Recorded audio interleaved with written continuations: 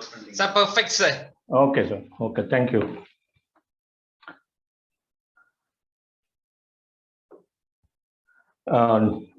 Dear organizing committee, dear faculties, dear practicing radiographers and technologists, and my dear students, very good morning to all of you. Indeed, it's a great pleasure to join all of you today in this juncture on International Day of Radiology celebration. And I would like to thank personally the entire team of SIORT for giving this wonderful opportunity for me to share few things which I know about basic MR pulse sequence.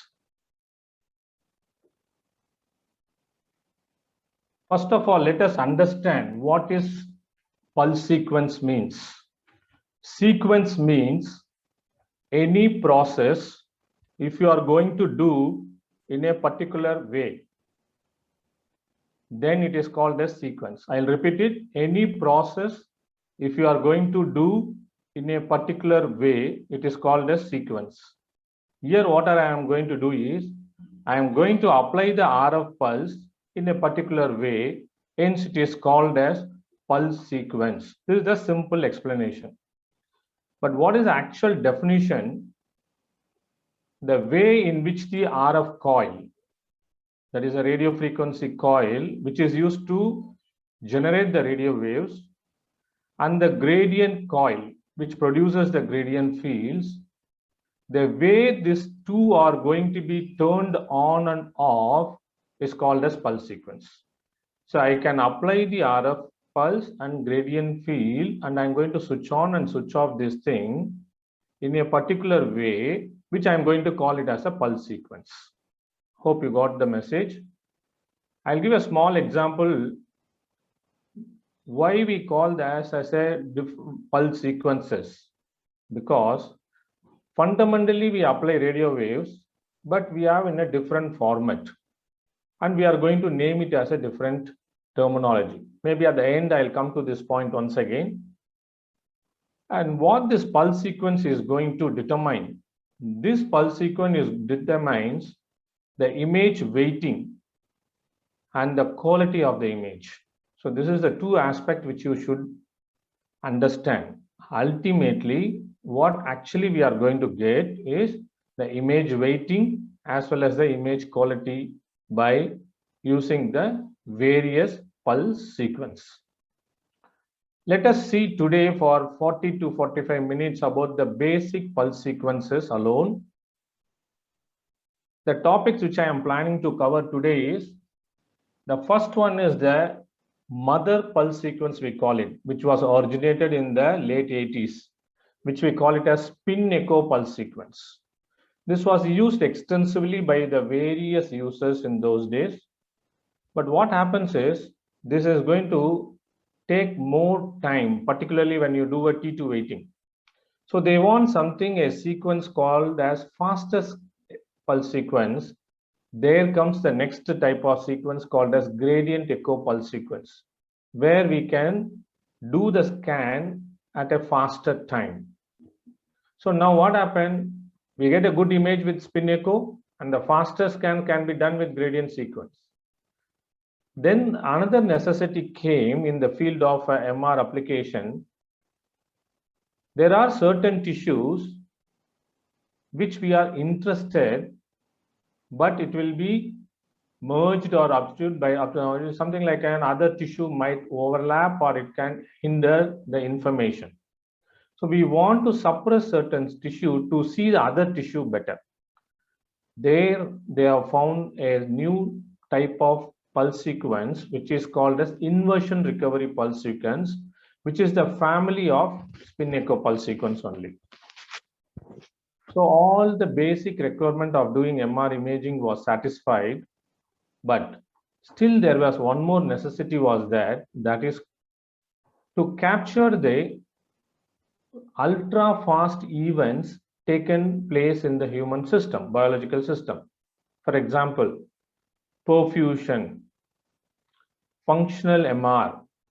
So this sort of information, when we want to get it, we need an ultra fast sequence. Even with fast basic gradient sequence, we can't get it.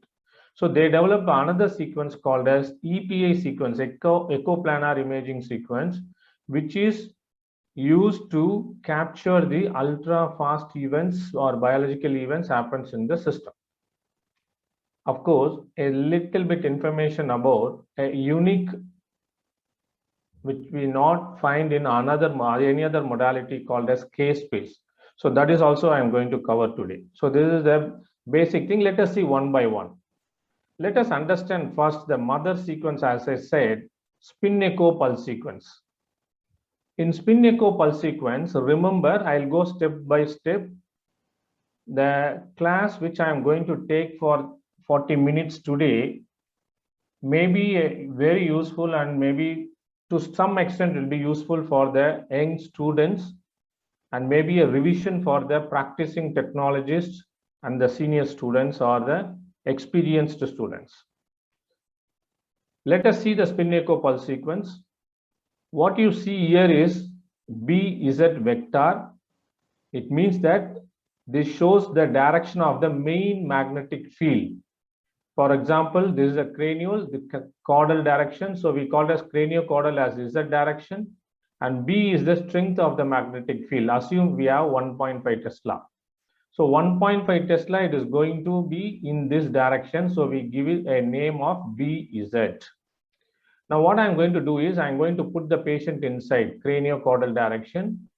I have taken a 5 hydrogen nucleus as an example. You see all these 5 hydrogen nucleus are aligned parallelly to the main vector BZ, and I am going to give a name as MZ. ZY, same direction. M is the magnitude of this hydrogen nucleus component. Arbitrary, I am giving a value MZ. So this is the vertical component MZ. Now in spin echo, what we do is, assuming that already you know the fundamental MR principle, I am going for the next step. I am going to apply the 90-degree RF pulse first, which is going to have a frequency matches the precessional frequency of the hydrogen nucleus. You know that in 1.5 Tesla, the hydrogen nucleus or proton precesses at a rate of 63.9 megahertz. When I apply the RF, which is also 63.9 megahertz, resonance occurs, exchange of energy occurs, and that will come to an horizontal direction because I have applied 90-degree RF pulse. Exactly 90 degree it will change. Now I am going to give a new name for this as MX, because I can't give MZ. This is the vertical direction. Horizontal, now the direction is X. So I am going to give a name MX. Now what happened? I got a cumulative signal, but this signal is a rapidly decaying one. It gets dephases like this. Can you see here? As soon as I switch off the RF pulse here, this gets dephased here. Why? Because of the inhomogeneity in the magnetic field. When it gets dephases quickly, I may not get a very good cumulative signal. So now what I am going to do is, see, I'll give an analogy. After applying 90-degree pulse switched off, what will happen? It gets dephased. Look into the slide once again. I apply 90-degree pulse, comes. As soon as I switch it off, what happens? Dephasing occurs. So for this, make them to realign once again. I am going to apply 180-degree RF pulse. When I apply 180-degree RF pulse, you see that it makes ulta and rejoins. At this rejoining time, I am going to collect an echo. Isn't it? Have a look here once again. As soon as I switch off the 90-degree RF pulse, dephasing occurs. I am going to apply 180-degree RF pulse. See what happens after terminating the RF pulse. I develop a fit signal here, but it is rapidly decaying. So what happens? This is difficult to capture, so it dephases much more faster. Then I apply 180-degree RF pulse, made them to rephase. Then I get a cumulative signal, which I call it as echo. So now my system is ready to capture this echo. We call it as spin echo pulse sequence. To put in a simple diagrammatic or schematic presentation. Whenever I teach my student, I say, I expect this diagram during the exams. What they are supposed to write, I have written here everything here. Have a look here. This is called as 90-degree excitation pulse. When I switch it off, dephasing occurs.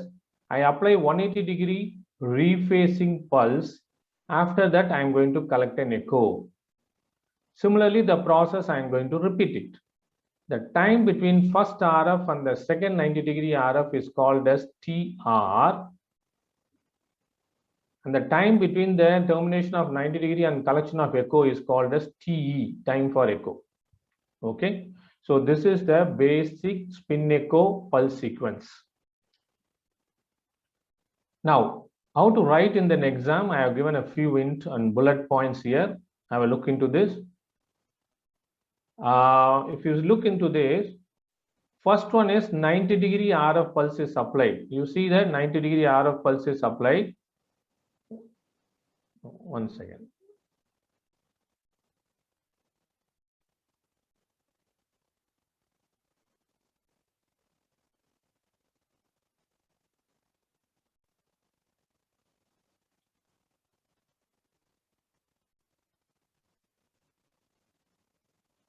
Okay, sorry.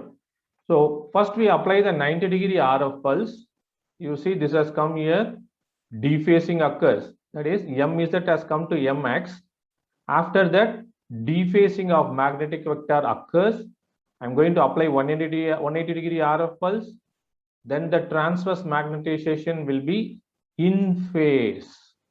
And I get a maximum signal. And this signal is called as spin echo. Hence, we call it as spin echo pulse sequence. So this is the simple explanation of the mother sequence, which we call it as spin echo pulse sequence. As a practicing technologist and dear students, the point which you have to remember in spin echo pulse sequence is, I said as soon as the RF pulse is switched off, dephasing occurs. This is called as natural dephasing, and this natural dephasing occurs due to the inhomogeneity in the magnetic field. Then what I am going to do, I am going to apply 180-degree pulse artificially. I am going to rephase it. Then I collect a signal, isn't it? So the dephasing is natural phenomena and rephasing is artificial phenomena. So this point, please remember. Now let us come to the next development in spin echo called as fast spin echo or turbo spin echo. So what actually we are going to do, have a look here. After applying 180, it is having a cumulative and collecting echo. What happens after collecting echo? Once again dephasing occurs, isn't it? That I am going to capitalize here. When I apply 90-degree, 180 and capture the echo, I'm going to apply the next 90-degree here, but the time in between this, why I have to waste? No need to waste it.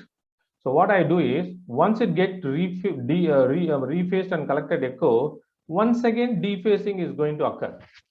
So now I am going to apply one more 180-degree pulse, make it to rephase and collect another echo. Similarly, one more 180. Similarly, another 180. So from this diagram, how many 180-degree I have applied? 4 180-degree I have applied. So how many echoes I have collected? 4 echoes I have collected. So instead of collecting only one echo between first 90 and second 90, here I am able to capture 4 echoes. Similarly, I can collect 2 echoes or 4 echoes or 6 echoes, depends on the time available here. Then this is called as turbo spin echo pulse sequence. Why? Because instead of collecting 1 echo, I am able to collect 4 echoes here between one single TR. How many times I have applied 180 and how many echoes I have collected? 4. That is called as turbo spin echo factor, TSE factor we call it. So what is the theoretical message here? First I applied 90-degree RF pulse. Then I applied 180-degree RF pulse for rephasing. Echo is collected. Before applying the next 90, I have some time. So apply one more in 180 to rephase once again and collect echo. Like this, in this diagram, I have done 4 times. So 180 pulses is repeated and echoes are collected. And number of 180-degree pulse, how many? 4 here. That is called as turbo spin echo factor. So what is the advantage of that? My scan time is going to be reduced here. How? In the normal spin echo, between 1 TR, I collected 1 echo. So to collect 256 echo to fill up the 256 lines in the matrix, I need 256 TR. But here in 1 TR, I am able to collect 4 echoes. So my scan time will reduce 1 by 4 times. That is 64 times. If I repeat, that is sufficient for me, because every time when I repeat the RF pulse, I'm getting 4 echoes. If I do it 64 times, 64 into 4, 256 times, automatically I get it. This is called as turbo spin echo pulse sequence. Now the question rises. Anybody, any students, the question might rise. What about the image quality? Spin echo compared to turbo spin echo, it is slower. So we can do regularly turbo spin echo. Why we have to go for spin echo? Now the question rises, is the image quality of spin echo and turbo spin echo is equal, or spin echo is greater, or spin echo is lesser than turbo spin echo? Which is the correct answer? For that I have a wonderful analogy. What is that analogy? I think in India you would have seen a sugarcane juice in the streets. What this message I am going to share with you, this guy is going to put the sugarcane inside and he is going to extract the juice. So he puts the sugarcane, fresh sugarcane, and extract the juice. And he will not leave that. In India, we normally don't do that. What we do, instead of that, we take once again and put it second time also. And we extract second time juice. Sometimes we put third time also and we get third time also juice. And I have seen in some place, even the fourth time they take and put some water in this sugarcane, crushed one, and put it inside so that they'll get some more juice extra. But my question is, when I take the juice first time, second time, third time, and the fourth time, is the quality of the juices going to be same? Not at all. The juice which I am going to collect for first time, it is going to be tasty. Quality is going to be good. Second time is less. Third time further less. Fourth time further less. Isn't it? I hope all of you will accept this. Similarly, when I apply 90-degree and rephase with 180, I get a first echo that looks like this. After collecting this echo, it is going to dephase and I'm going to rephase once again and I'm going to collect the second echo. That may look like this. The third echo may be like this. Fourth echo may be like this. Like our juice, the quality of the echo, strength of the echo is gradually reducing. Isn't it? It is not same. So in spin echo, what we do, like this echo, we collect 256 echoes. But in fast spin echo, we collect 64 like this, 64 like this, 64 like this, and 64 like this. So will spin echo and turbo spin echo image quality will be same? Definitely not. So what is the answer for my question? Spin echo is always greater in image quality when compared to turbo spin echo. But the advantage why we use turbo spin echo is the scan time, faster scan time. That is the message I want to share with all of you. Fine. Now, I think, dear students, all of you would have learned by this time two fundamental basic sequence. One is mother sequence spin echo and the development in that turbo spin echo. Now I'm going to go to the another sequence, which is the fast sequence called as gradient echo pulse sequence. What do you mean by gradient? Gradient means slope. I'll tell an I'll give an what you call explanation with this image. You see, this is the bore of the magnet.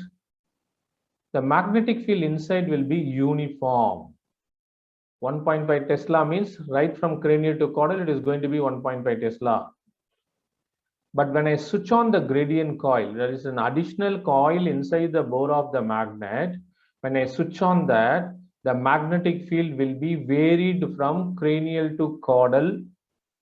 Since it is varying spatially and linearly, we call it as gradient variation. So it means that spatially it is going to be varied. Linear spatial variation from cranial to caudal. I'll repeat it once again. Linear spatial variation of magnetic field from cranial to caudal. This is called as gradient variation. So now what I have created by applying this, I have created a huge inhomogeneity in the magnetic field. Originally it is uniform, homogeneity is good. But when I switch on the gradient, inhomogeneity I have created artificial. So please keep in mind this alone now. Now, in this gradient echo, the points you have to remember is why we have chosen gradient echo, because I want to complete the scan quicker, faster scan.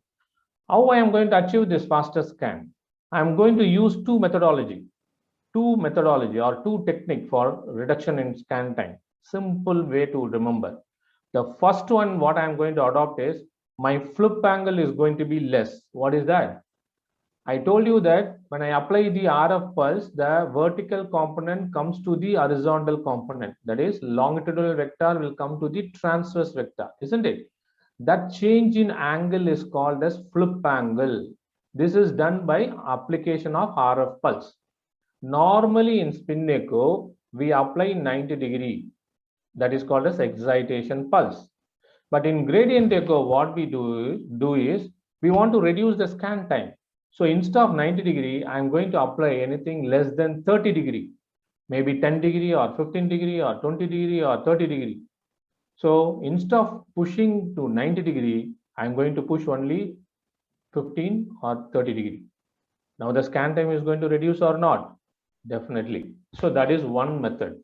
Second one is, in case of spin echo, the dephasing is going to be natural due to inhomogeneity, and rephasing is going to be artificial, which I told you earlier. But in gradient echo, what I am going to do is, why I have to wait for natural dephasing? Make them to dephase quicker by making an artificial variation. That is the reason I switch on the gradient here. When I switch on the gradient, more homogeneity is created inside the bore of the magnet. So the dephasing is going to occur very quickly, and the rephasing also I'm going to make it very quickly by reversing the gradient, opposite gradient I'm going to apply. How it is done? Have a look here. Originally the vertical vector is mz vector. I am going to apply 30-degree RF pulse. So you see this is turning 30-degree. When it changes 30-degree, gradually horizontal is growing and vertical is reduced. Not fully it is not grown, fully it is not reduced, because I have not applied 90-degree pulse. If I apply 90-degree, this would have become full and vertical would have become 0. But I have applied only 30-degree. So it is grown like this. Now, this transverse component only I am going to do an imaging. Now what I am going to do is, when I wait for some time, the natural dephasing will occur due to inhomogeneity in the magnetic field. But instead of that, I am going to apply a negative gradient. Gradient means variation in magnetic field. Negative gradient means I am going to make it dephasing. So by applying the negative gradient, you see the dephasing is faster. It is artificial dephasing. Then once again, I am going to reverse the gradient. Reverse means opposite action. Then it is going to rephase it quicker with the help of positive gradient. Then I am going to collect the cumulative signal called echo. And this is done due to the gradient, we call it as gradient echo. That's all, very simple. So please remember, as soon as I apply the RF pulse, the horizontal component comes here. I apply negative gradient for quicker dephasing, that is artificial dephasing. Reverse the gradient, that is positive gradient, rephase it, and I collect the echo. I'll give a small analogy for you. Assume there are 3 hydrogen nucleus in the uniform magnetic field. Now what I am going to do is, I am going to take these 3 hydrogen nucleus. I think some 7 participants have raised their hands. Maybe at the end of the session, definitely I'll clarify your doubts. These 3 hydrogen in the nucleus. Now what I'm going to do is, when I keep in uniform magnetic field, this is going to be like this. But when I switch on the gradient, that is negative gradient, you see they have become dephased now. Originally they were in phase, same line. Now you see they were dephased. Now what I'm going to do is, I'm going to reverse the gradient, opposite action. So this has gone up, this has gone down because of negative gradient. Now because of positive gradient, which has gone up will come down, which has gone down will come up, opposite action. So now everybody in phase. You see, compared to the initial, now it is same. So everybody in phase, 0 phase shift. And this is the cumulative signal which I am going to get it. How I am going to get this cumulative signal? By applying a negative and positive gradient, bipolar gradient. Bi means 2, negative and positive, bipolar gradient. Now I get a cumulative signal, and this is called as the echo collected due to the gradient. We call it as gradient echo pulse sequence. See here, dephasing happened due to negative gradient, rephasing happened due to positive gradient. Finally, echo is collected. How to write it?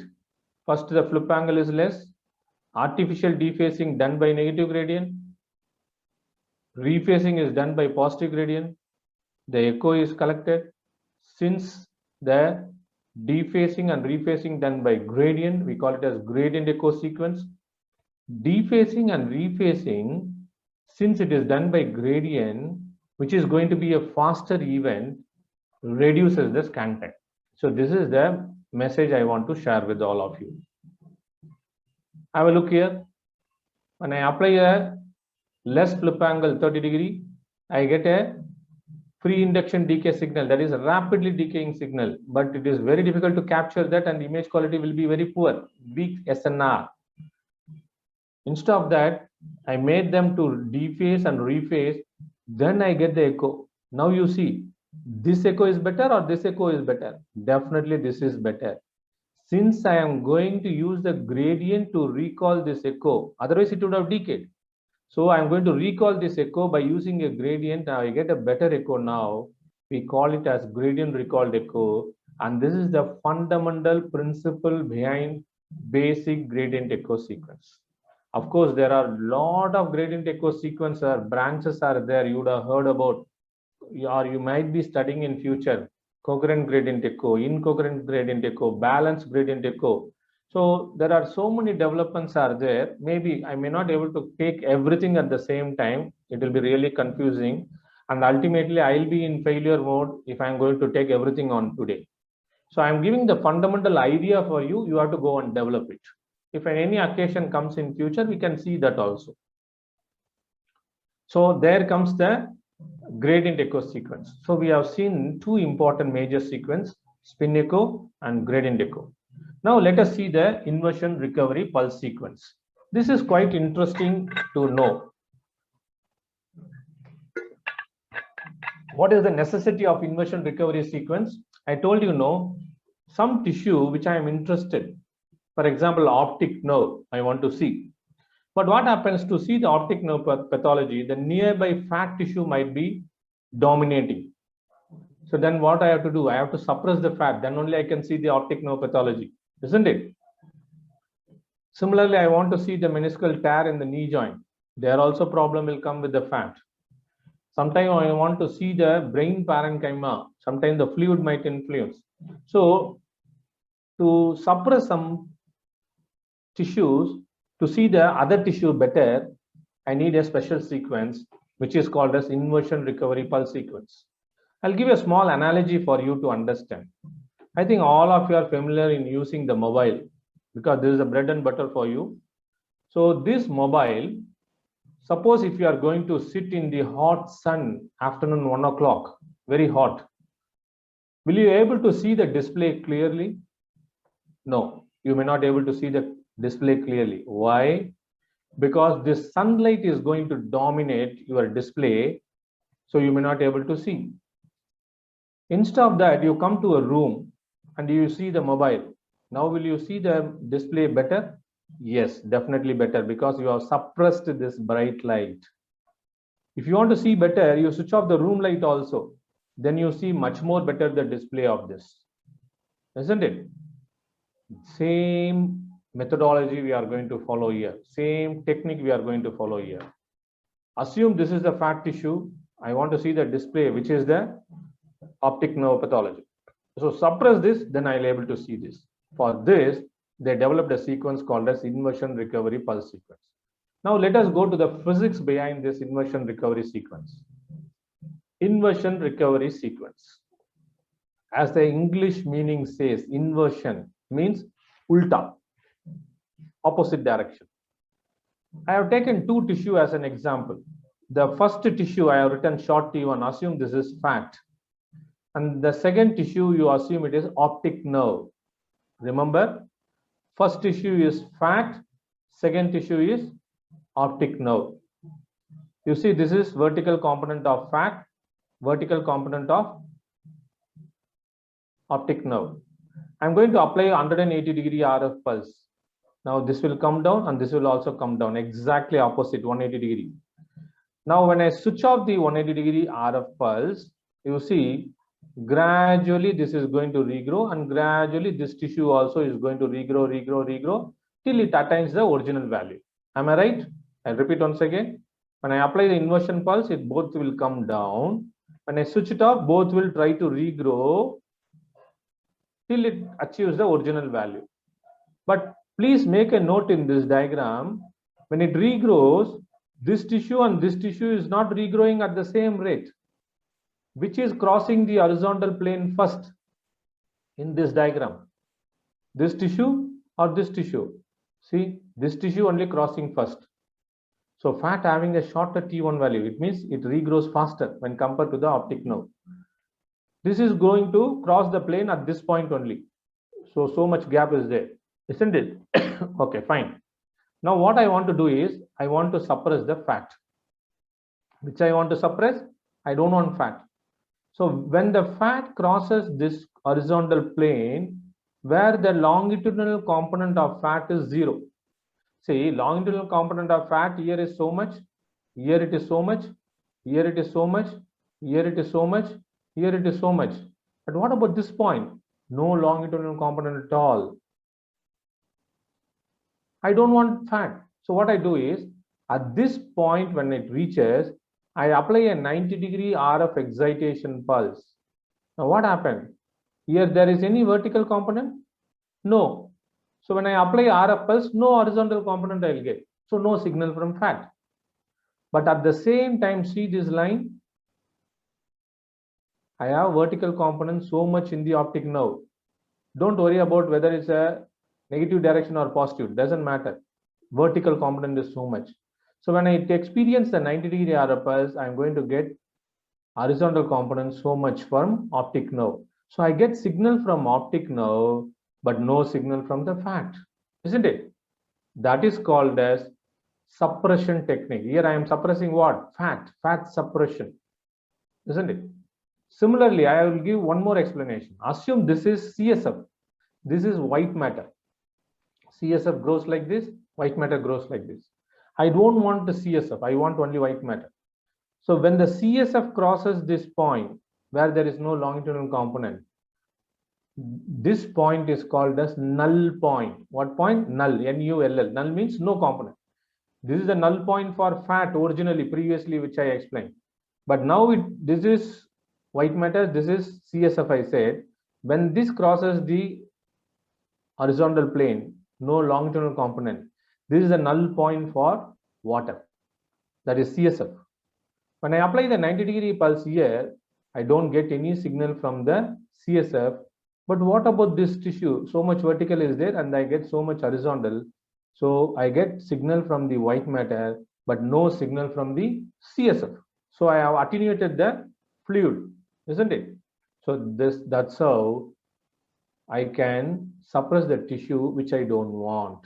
So please remember, as a nutshell take-home message, whichever tissue I don't want, when that tissue comes to the null point, that is the horizontal plane, I apply 90-degree RF pulse. so that the other tissue will be seen and that tissue will not be seen, isn't it? That is the fundamental technique behind inversion recovery sequence. See here, I have applied 180-degree pulse. Fat is growing at different speed, water is growing at different speed. All are not going at same speed. That is the beauty of the relaxation. Each one relax accordingly. This is the null point of water, the fat. This is the null point for water. It is not same, correct? So how to write it in exam? So first you have to write it 180-degree pulse, inversion pulse is applied. Now what happens? It comes inverted, and whichever tissue I don't want, I have to apply the 90-degree RF pulse, isn't it? That is called as excitation pulse. You know that, remember the spin echo. After applying the 90-degree excitation pulse, I get a free induction decay signal, isn't it?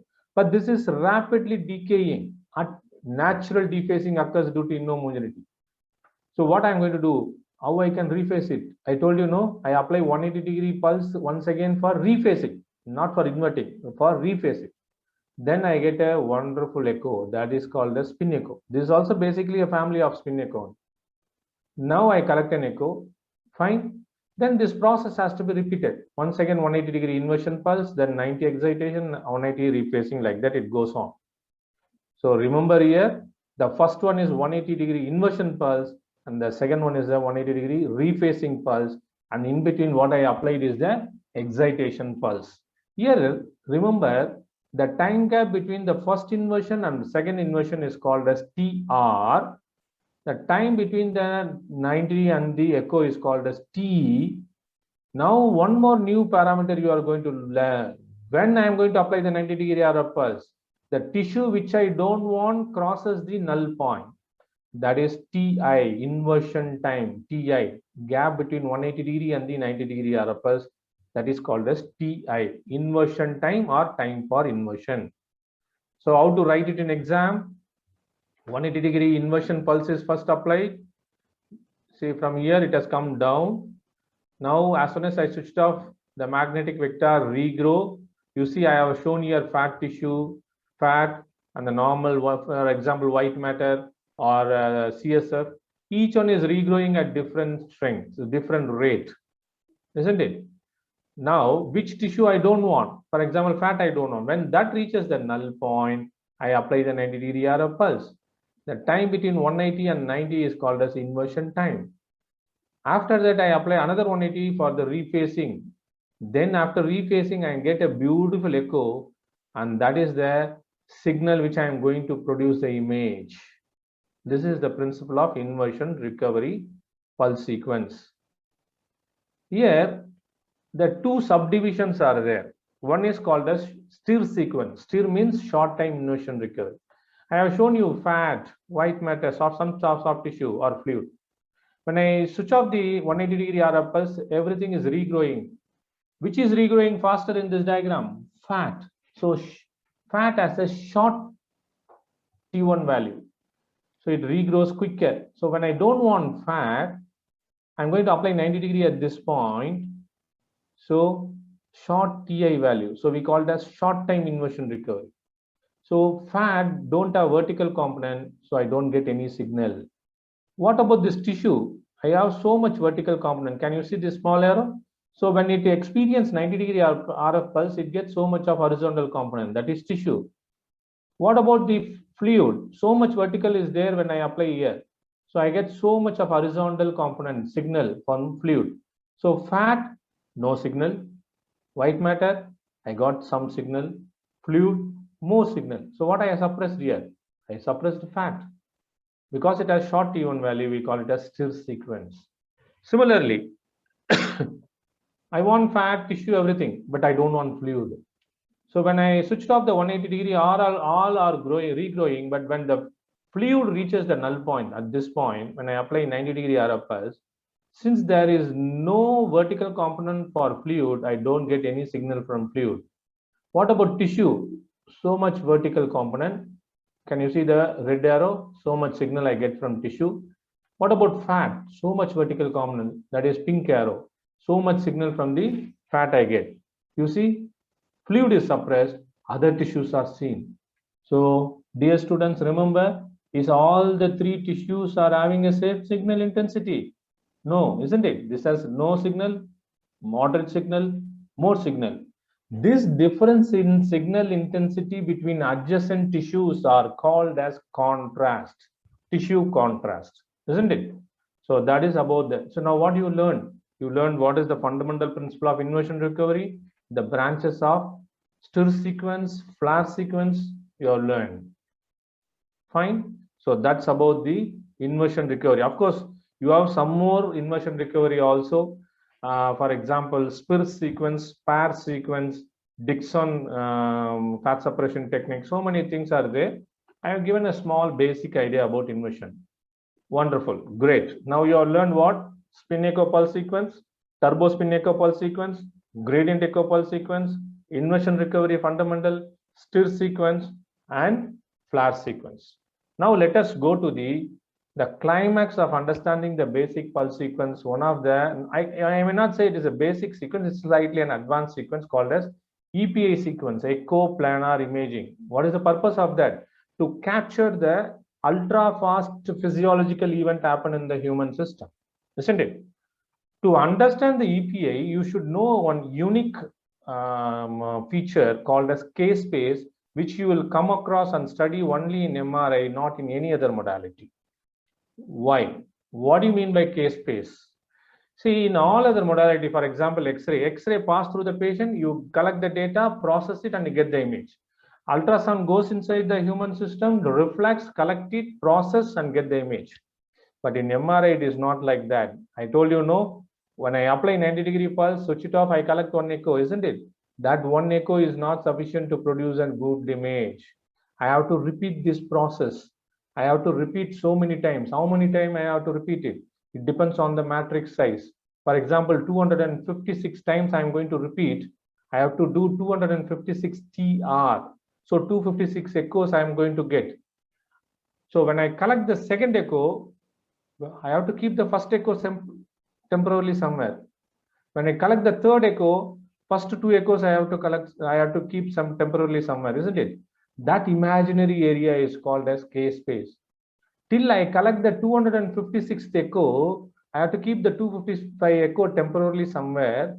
But when I collect the 256th echo, all the 256 echoes collected, I can push into the computer for reconstruction, isn't it? So to store the echoes temporarily, we have an imaginary area in space where the data are collected from the signal, spatially encoded and stored. Spatially encoded means that coordinates are taken care.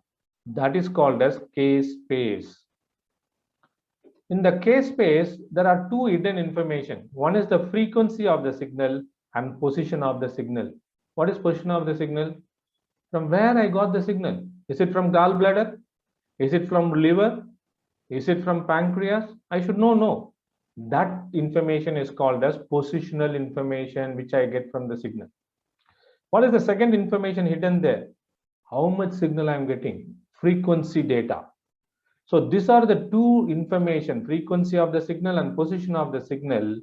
I am going to extract from the K-space with the help of the reconstruction algorithm, which you would have studied already in CT and MR, that is Fourier transformation.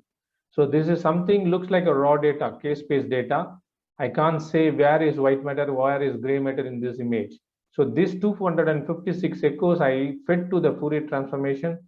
Then I get the positional as well as frequency information of the various anatomical structure. You see the left-hand image, one echo. I see the image, second echo, third echo, fourth echo. Do you understand now? One echo is not sufficient to get a beautiful MR image. More echoes I have to get. How many echoes? 256 echo. That depends on matrix size. When you add up, then only I see a beautiful MR mammogram image, isn't it? So that is called as data collection and image formation. There are a couple of features I would like to highlight. The features of K-space. What is features of case? See, this is something, the data are going to be stored in a cupboard-like axis. See, if you have 10 objects in your home, You want to keep one object in one cupboard. Similarly, one echo, I am going to keep it in different rows. These rows are called as K space. Can you see 1, 2, 3, 4 like this? In this diagram, I have mentioned 6 rows above and 6 rows. Totally 12 rows are there. The up, down, this direction is called as phase axis.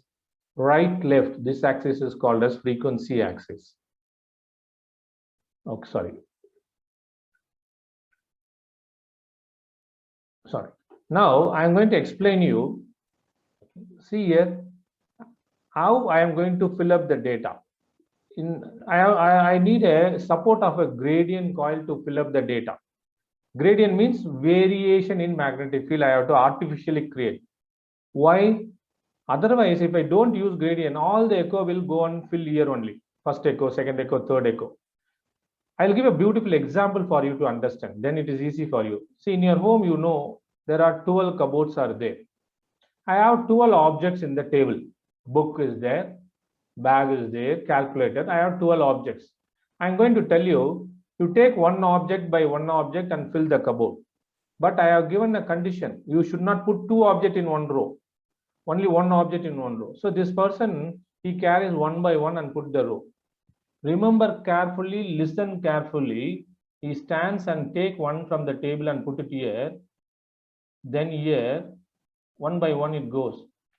When he puts from this area to this area, you see the angle of his hand is constant or varying. It is varying.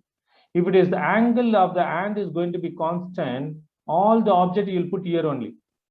Slowly he has to increase the angle of the hand, then only it will go to the top of the cupboard. If it has to go to the top of the cupboard, angle should be more. Middle angle is less. Lower angle is more. Remember. So similarly, to fill the data in the center space, less angle. Outer space, more angle. Peripheral angle should be more. Center angle should be less. Hope you got the message. Now I'll go back to this. So what I understand, center what actually we are put less angle, that is shallow gradient. Shallow means less angle. When I have a shallow gradient, my signal will be having high amplitude. Why?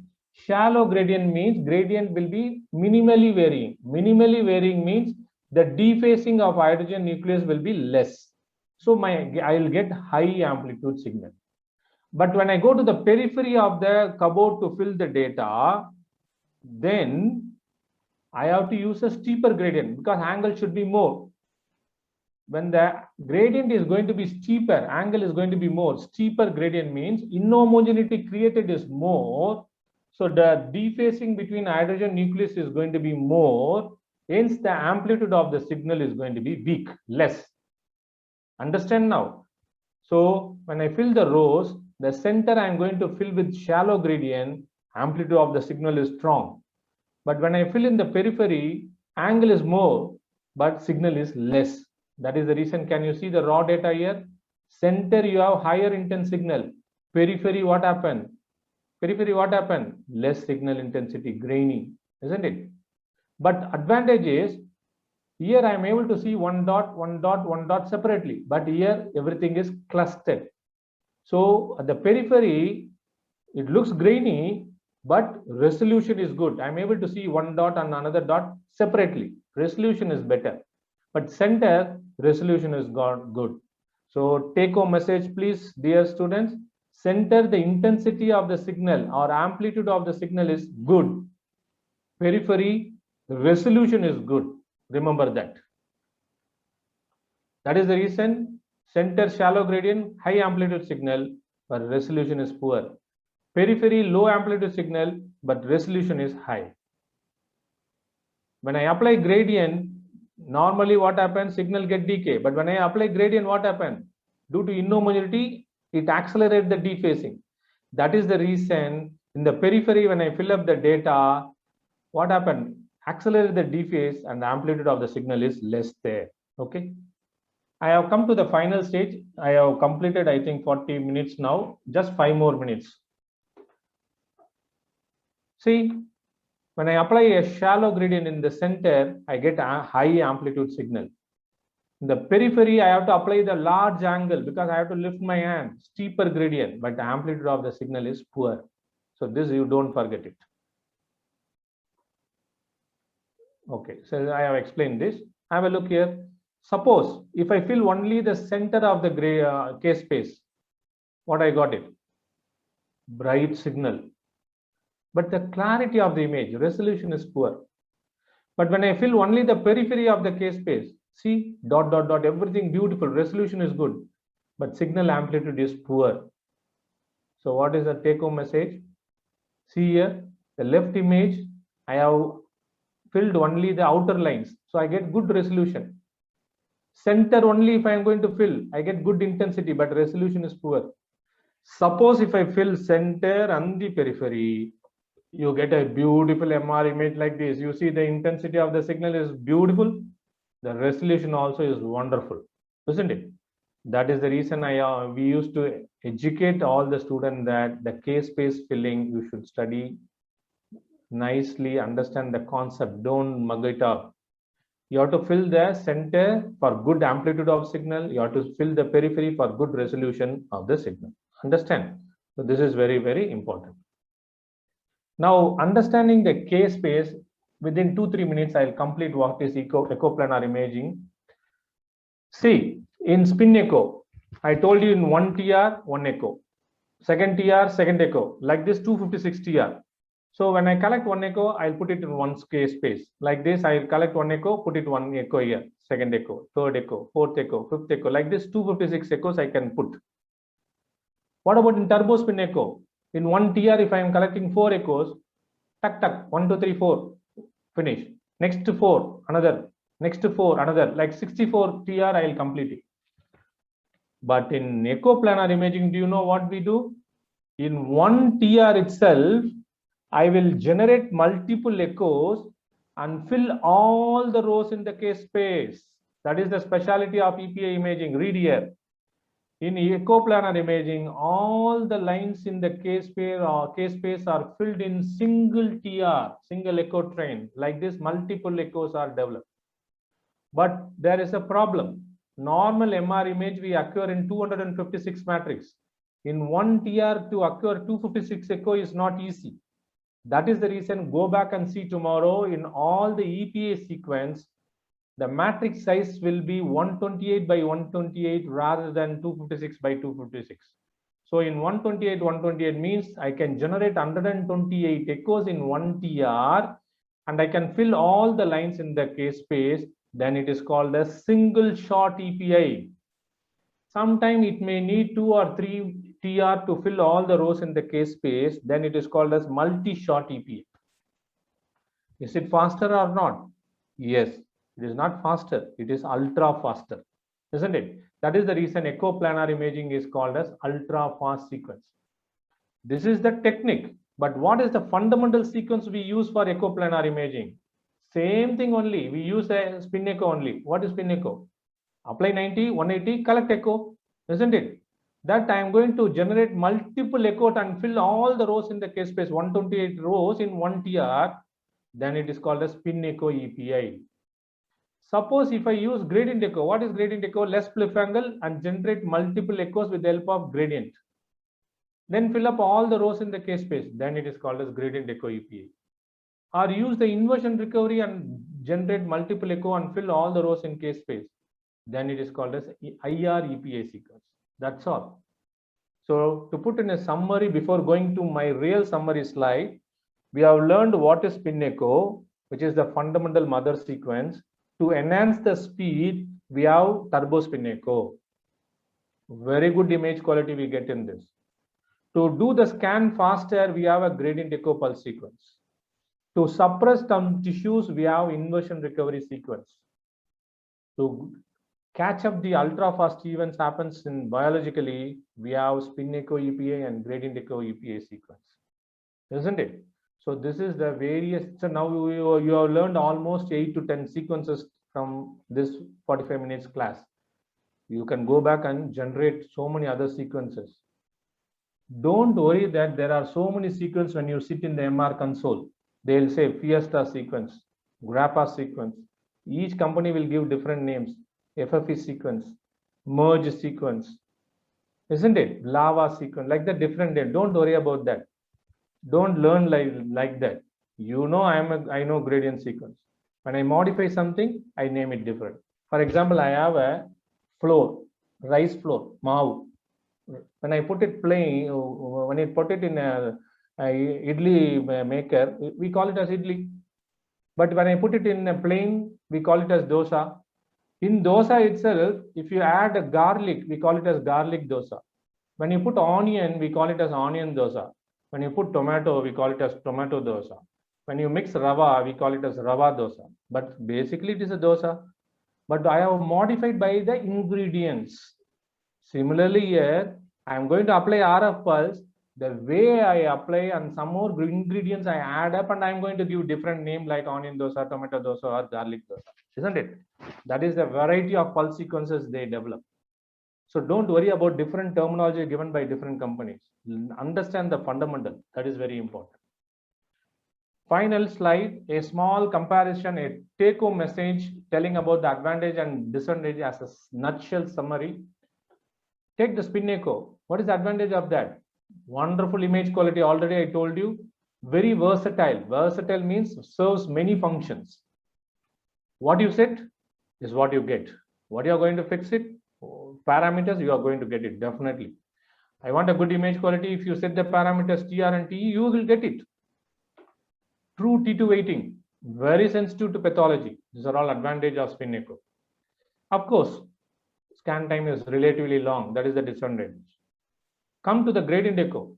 Very fast scans, breath holding possible. And this sequence is very good and sensitive for flow. So very good for angiography study. You would have heard about MRA, MR angiography. We utilize the gradient echo only, isn't it?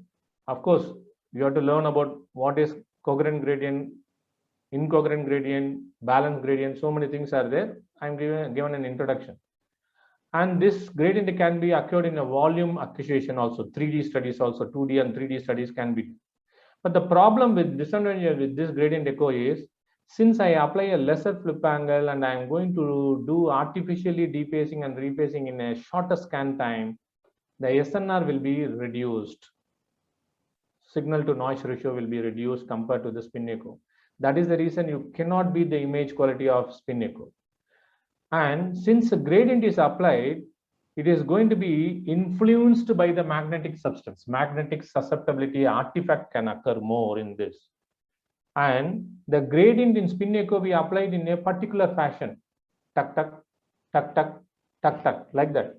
But in gradient, it's a rapidly switching on. Tuck, tuck, tuck, tuck, tuck, we apply. So loud gradient noise. It's a disadvantage, not for us, for patient.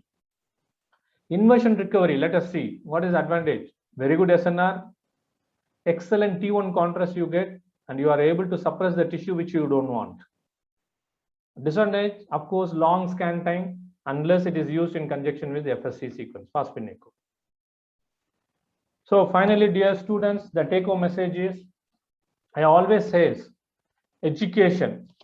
I have to thank the SOIRT for this. Education, remember, is the process of facilitating learning or acquisition of knowledge, skills, values. I don't know how many of you know the meaning of values. Value. First of all, dear students, all of you should know the value of you. You are not really realizing the value of you. You should realize that. Then your usage of mobile for unnecessary purpose will reduce drastically. So the value is very important. Moral to be maintained. You should have a belief in yourself, good habits, which will lead to a very good personal development. Do you know? Learning, acquisition of knowledge, skill, value, moral, belief, habits, and your personal development, which will give? Only education. Only education will give that. Proper education, systematic education, good teachers, definitely you'll get an education. So remember, dear students, even to the budding technologist, education is a continuous learning journey. Even after completing 35 and running 36th year of teaching, still we learn. Yesterday night also I learned for today's class. So it is a continuous learning journey. It's a process basically. So remember the final message, excellence. What is excellence? It is a continuous process and it's not an accident. If somebody is going to perform something, we say excellent. Don't think it has come like a mushroom growth and overnight. It is not an accident. Due to the continuous process, only people can get it, isn't it? Good. And finally, one message. All the dear students are considered as a children's for the teachers. I'll repeat it once again. All the dear students are considered by wholeheartedly as a children's by the teachers. Happy Children's Day. And this is my contact number. This is my handphone number. Thank you so much. Before concluding, I would like to thank the SOIRT organizing committee for giving this wonderful opportunity for me to share a few information about the basic MR pulse sequence. Hope you people got some message from me.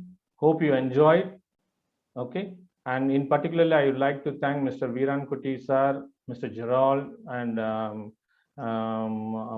Dr. Balu, and other distinguished faculties associated with SOIRT, Devraj sir, and Poolingam sir. All I am sorry if I missed any name. I would like to thank personally each one of you for this wonderful opportunity. Hopefully the students benefited, and I would like to congratulate SOIRT for making this program such a wonderful event. And I heard from Dr. Balu that more than 22 countries, the people are participating in this program. Hope all of them would have enjoyed this program, and best wishes to this SOIRT scientific committee. Don't stop this process, make it as a continuous event, and this is a real social commitment which all of us have. So wish you all the best. Thank you very much. Thank you, sir. Thank you. Sir, thank you very much for your wonderful class, sir. We don't take it as a lecture. It is a very good class for us, everyone. I think all the gathering would have got benefited from Professor Panneerselvam, sir. Thank you very much, sir. Once again, there are a few questions. Due to the short time, we want to just give two questions, sir. Yes, sir. Maybe according to your wish, I can answer. And anybody else want to have, I have given my handphone number. They can contact for any clarification. Okay, sir. First, they asked, sir, please explain the difference between FS in sequences and STIR. FSC and STIR. Yeah. FSC is a fast spin echo. I'll put it in a small nutshell. I apply 90-degree RF pulse. I switch off. I collect echo. How I collect echo? By applying 180-degree pulse, because I have to rephase it and I collect echo. Then I am going to apply next 90-degree RF pulse, collect echo. This is the spin echo. But after collecting the first echo and I am applying the second 90-degree pulse, I have a lot of time. Why I have to waste that time? So I apply multiple 180-degree pulse. I rephase it, and I'll collect multiple echo. That is called as FSC sequence, fast spin echo. Inversion recovery, STIR sequence is inversion recovery sequence, where I have three different tissue. For example, fat, white matter, fluid. What I do is I make all the three tissues to come down, inversion. Then I switch it off, I make them to regrow.